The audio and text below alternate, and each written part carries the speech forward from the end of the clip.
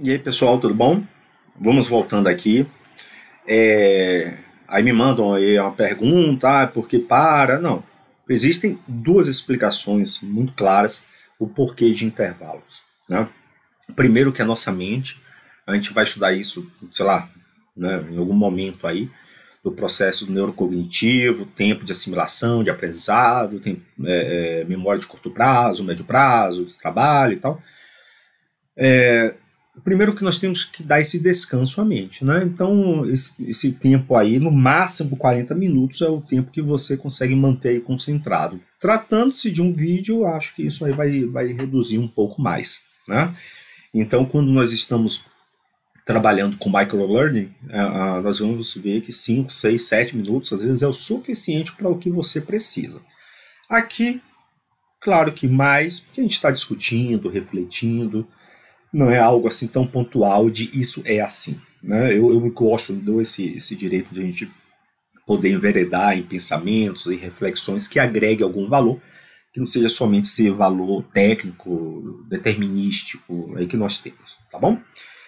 Essa é a desculpa formal para vocês. O porquê que a cada 18, 20 minutos aí nós fazemos uma interrupção. Agora existe uma outra explicação, que é uma explicação muito mais verdadeira, que eu estou comendo aqui um polvilho, né, um biscoitinho de polvilho maravilhoso, mineiro, né, tomando meu café, que não pode ficar esfriando. Então isso aí já, cada 20 minutos eu começo a tremer e a sentir falta disso daqui, não dá para estar discutindo com vocês, mastigando isso daqui. Essa é a vantagem, talvez, de poder estar em certa distância. A gente pode parar a cada 20 minutos e mastigar uma coisa dessa maravilhosa, porque a comida mineira é coisa de outro mundo.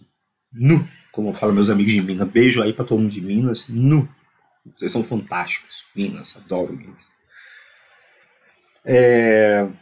Então, para começar agora a discussão sobre essas incertezas que nós temos aí do processo da motivação, o que seria um interessante para transformar esse processo do aprendizado em algo mais palpável, com menor tensão e mais efetivo.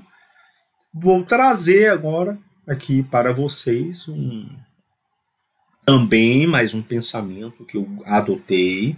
Existem outros, mas eu vou apenas trabalhar com aqueles que eu tenho visto resultados, tenho experimentado e tenho observado certos resultados, né? Resultados sempre infalíveis? Não, por favor. Resultados em grupos específicos, com perfil específico para aquilo que eu estou pensando, aquilo que eu estou desejando, tá?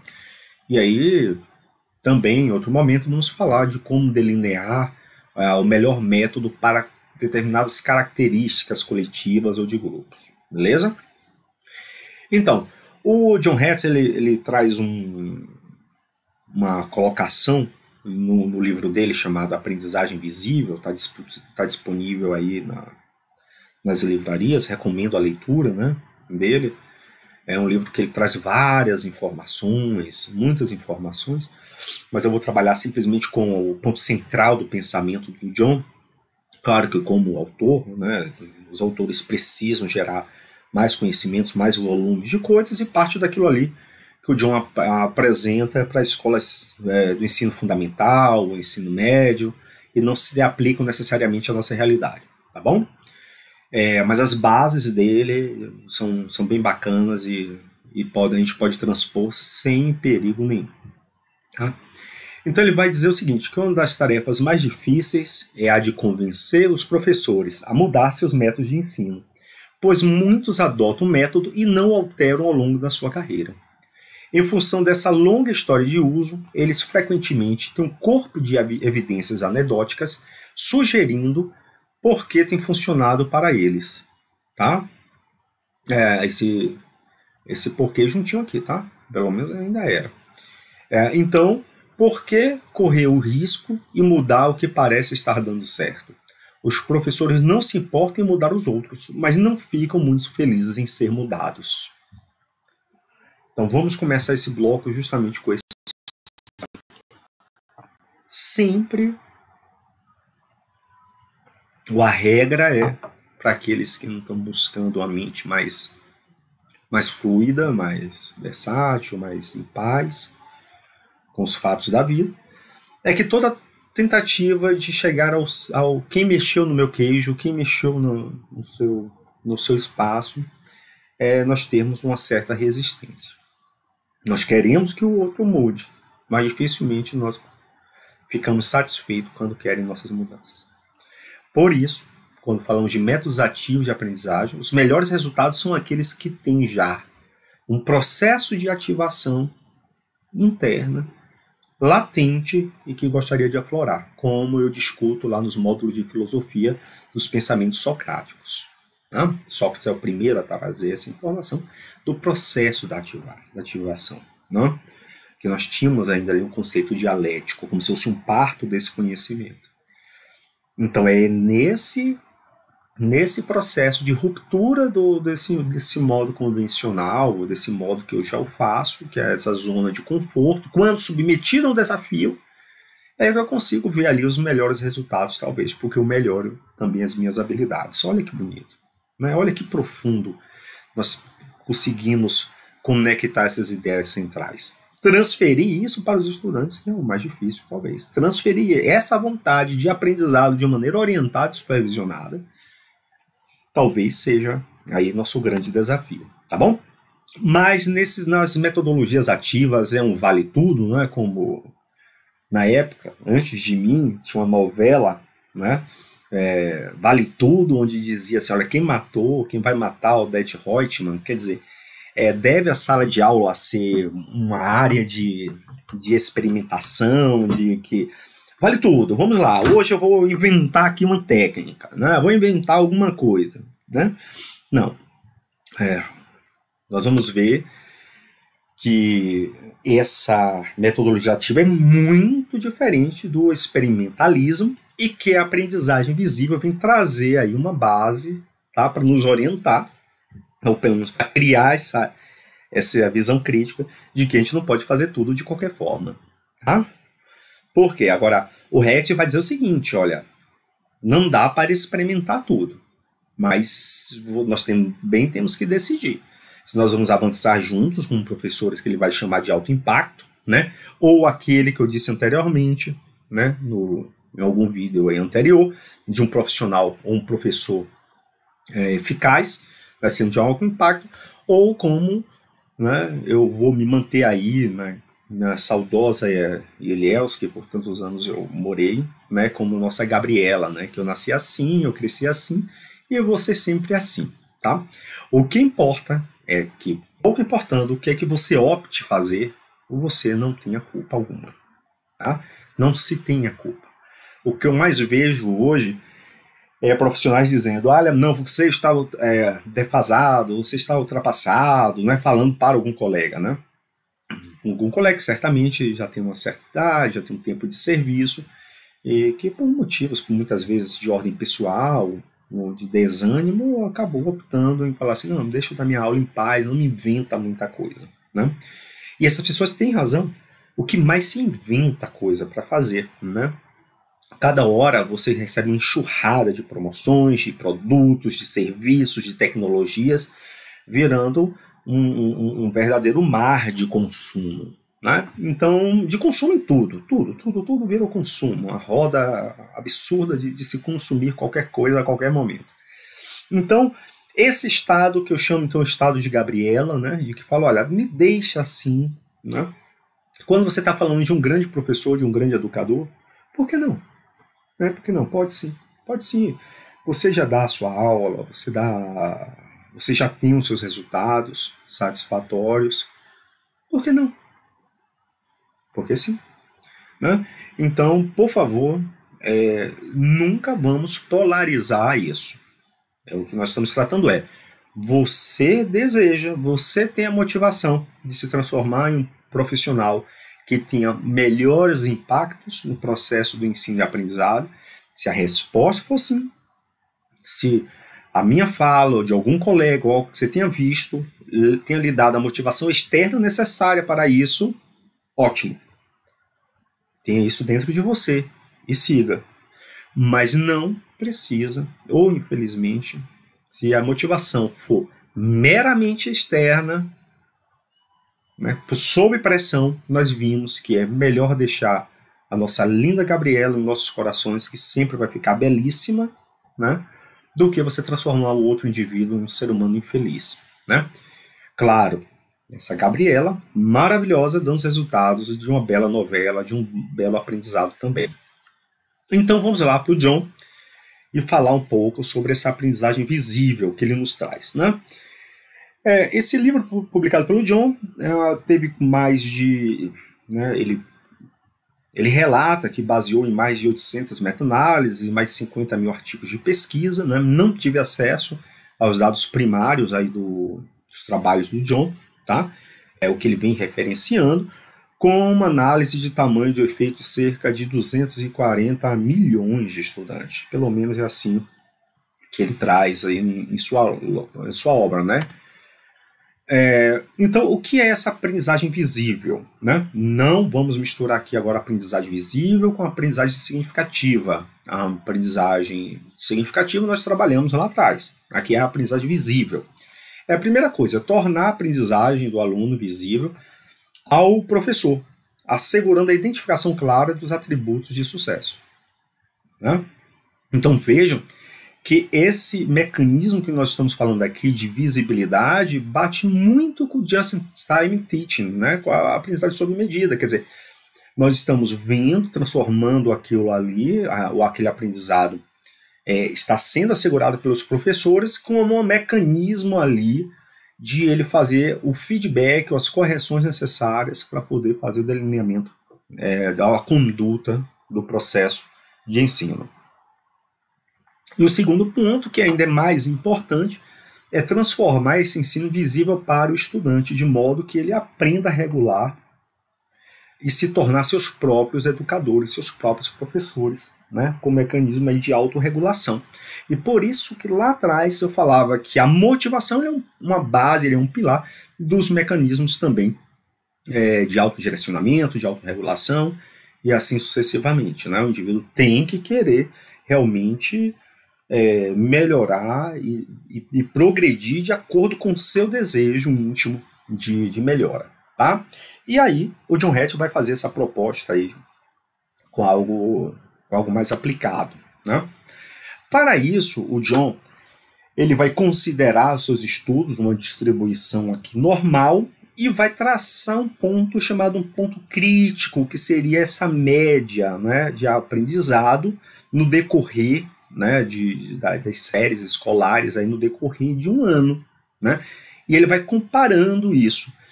Então, ele vai chamar um ponto crítico, um valor próximo aqui, um valor de 0,4, tá? E eu vou explicar para vocês como é que uma das formas de medir o tamanho desse efeito. Existem outras formas. Vamos trabalhar aqui com feijão com arroz, porque ele para a gente é o suficiente. Então, ele vai estabelecer um ponto crítico, ele vai falar o seguinte, olha, se essa atividade, esse método estiver abaixo, esse fator estiver prejudicando o aprendizado, preste atenção. Se ele estiver acima do 0,4, fortaleça isso, né? Então, abaixo do 0,4, preste atenção. Talvez isso não esteja... isso seria um fator que não tenha tanto peso quanto o outro. Então, já que você tem que selecionar um método, pensa um pouquinho no impacto que isso teria, tá? E claro, aqui colocando sem impacto seria esse 0 aí, 0,1, quer dizer que faz pouco impacto, ou teria então um impacto inclusive negativo no aprendizado do estudante, tá? Então, nós temos aqui um efeito dos professores, ou seja, o indivíduo aprende ali com o professor, tendo aqui uma média de 0,4, tá? E aí os efeitos desejados seriam esse acima do 0,4, né? É o que ele vai trazer, que é o barômetro da aprendizagem, tá? Ou seja, abaixo aqui, como nós temos 0,29, né, temas de casa como exemplo, tá? Que é de exercícios e tudo mais, nós vamos estar aqui nessa faixa, tá? E aqui do 0 acima disso é próprios efeitos ali do desenvolvimento, tá? Lembrando que ele coloca o 0,4 como uma média para poder dizer o seguinte, olha, isso aqui é algo real, nós podemos fazer algo que seja melhor do que isso. Não é? Por quê? Afinal de contas, todo o efeito da aprendizagem com a intervenção de terceiros ele é melhor, entre aspas, do que somente o efeito de desenvolvimento. Tá? Então, por isso que ele vai traçar um ponto médio. Né? Porque digamos que você encontrou algo com 0,3. Ele falou, olha, mas 0,3 tudo bem, melhorou com essa intervenção. Mas não quer dizer que essa intervenção seja das melhores, porque ela não chegou no ponto médio dela. Então 0,3 quer dizer um impacto ainda, um efeito do professor. Né? Mas nós queremos mais. Então por isso que ele vai trabalhar com o 0,4 ali, como se fosse uma nota de corte. Então vejam que abaixo de 0,4, aqui como ele está considerando, ainda são efeitos positivos. Né? Tudo acima de 0 são efeitos positivos, né? Nem que seja somente inato do próprio desenvolvimento. São efeitos positivos da aprendizagem. Tá? Então vamos aqui ver o tamanho do efeito. Olhemos essa tabela. Tá? Eu tenho aqui um número aqui dos alunos, o nome deles, e aqui nessa situação ele vai trabalhar com 2 testes, um aplicado em fevereiro e outro aplicado em junho. Tá? Isso pode ser feito, na verdade, os estudos, a maioria dos estudos que o Hertz vai trabalhar é um período de um ano, de um período escolar, digamos assim, melhor dizendo, é um período escolar. Mas isso pode ser feito, o tamanho do efeito pode ser mensurado em 2 momentos, tá? de outros valores. Né? Então aqui nesse caso eu coloco fevereiro e junho. Mas eu posso fazer isso em um módulo. Então eu posso aplicar na primeira semana a avaliação, e aí na quarta semana o mesmo exame, né, pode ser até o mesmo exame, ou de questões semelhantes, conceituais de preferência. Né?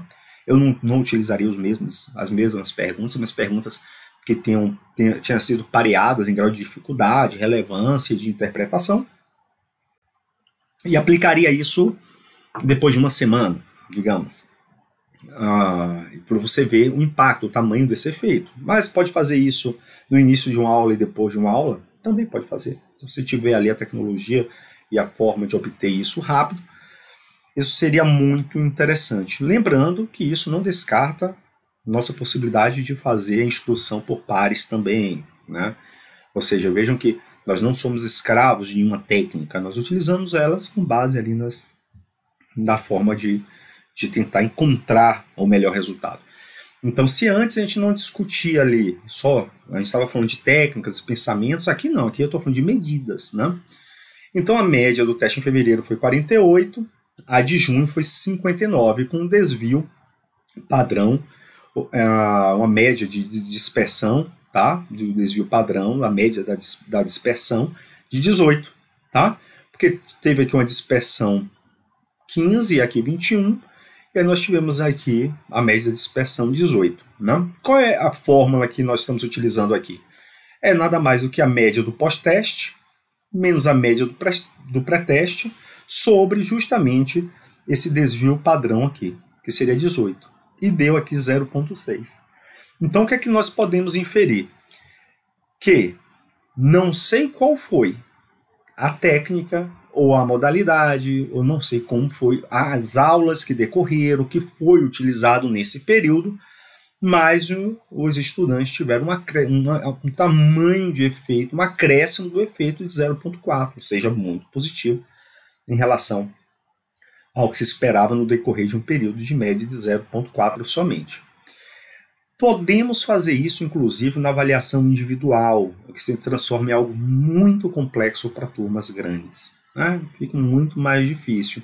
Mas para quem pesquisa, para quem quer entender melhor esse mundo da motivação e tentar ver o que de fato pode estar acontecendo, né?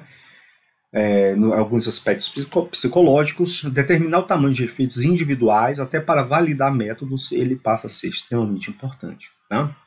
Até para poder caracterizar ali o que é um outlier, alguma coisa assim. O que foge muito ao esperado. Então veja que Davi, ele teve um tamanho de efeito menos 0,28, tá? Ou seja, em fevereiro foi 40, depois foi 35, então ele teve uma redução. Enquanto a Anne teve um tamanho de efeito positivo de igual proporção. tá? Então foi menos 0,28, a Ania foi 0,28. Tá? O tamanho do efeito calculado da mesma forma. A única coisa que tem que ter cuidado aqui é que tudo bem, você usa a nota individual do pós-teste, do pré-teste para Davi, para a Ania isoladamente, mas o desvio padrão é da turma. Tá? Tenha cuidado só nisso daqui na hora que vocês forem lançar. Mas o que me chama a atenção é a Dini. No exemplo dele, teve aí um fator 1,67. Aí eu quero saber o que será que a Dini ali, o que ela tem, o que ela teve, o que ela fez e que foi diferente da turma, né? Uma boa pergunta. E Dini poderia nos contar. Pois bem, agora vamos pegar aqui, existem outras tabelas, eu peguei essa tabela aqui de influências com o tamanho do efeito e a fonte dessa influência, tá? Para a gente agora começar a conectar algumas peças. Estamos chegando ali, ó, puxando aquele fio, estamos chegando no novelo e tentar juntar um pouco essas peças. Não vou entrar em detalhes aqui de um por um, eu vou fazer alguns destaques, né? Porque cabe também a vocês estudarem, se aprofundarem em determinada temática trazida pelo John. Destacando que muito disso foi feito também no ensino médio, tá? Eu vou trazer aqui o que foi me chamando a atenção, tá, para vocês. Primeiro item. Olha o tamanho do efeito de algo que ele chama de feedback, tá? Feedback. Depois nós temos as habilidades ou conteúdo cognitivo anterior dos estudantes. Isso aqui é muito... já nos é muito familiar. Isso lembra aquela história dos subsensores do David Ausubel. Não recorda? Não é isso? Então, o estudante que tem o melhor aspecto anterior, que ele tem um maior material de conhecimento prévio, ele tem um desempenho sempre melhor. Perfeito? Então, olha como a história vai se conectando. Ou seja, nós estamos vendo do ponto de vista de tamanho de efeitos aquilo que parecia ser teórico, de fato é aquilo que me parece que nós devemos acabar investindo. Tá? A qualidade da instrução vai depender ali do professor, é óbvio, nós sempre teremos um papel fundamental aí em aperfeiçoar nossas técnicas, quer seja de oratória, de qualidade das apresentações e assim sucessivamente, mas é um componente nosso aqui. Temos a remediação e o feedback, tá? Mas eu vou deixar para comentar junto com esse feedback aqui, porque eles são mecanismos relativamente muito parecidos. E aqui, por último, tá? Desses aqui, que foi destacado numa cor mais intensa, eu tenho a disposição em aprender do estudante, a sua disposição em aprender. Essa disposição em aprender, como é que eu interpretei aqui nesse cenário chamado motivação. Ou seja, a motivação que cabe ao estudante é um dos principais fatores que nós temos aqui também para o aprendizado. Beleza? Vamos seguir. Vamos lá. Em relação aos mecanismos, ao feedback, tá? Vamos pensar sempre em construção de mecanismos de feedback dinâmicos, né? E aí eu vou colocar, a gente vai passar por algumas situações para dizer, olha, cuidado que isso não é bem assim, nós não devemos interpretar dessa forma. Muito do que eu penso, muito do que eu tenho visto na literatura, e a gente vai encerrar daqui a pouco com alguns materiais para vocês verem que parte do que nós estamos tratando, do que eu vou passando, isso tem um fundamento também científico, mas eu não quero ficar deixando muita informação primária para vocês, tá bom? Então, vamos trabalhando, dando fé e vamos tocando aí o barco, tomando o nosso café. Primeiro, quando falar de feedback não vai se resumir a perguntar se existem dúvidas. Tá? Muitas vezes o indivíduo precisa de um tempo maior para poder definir se ele tem dúvida sobre aquilo. Tá? Então não é perguntar se tem dúvida.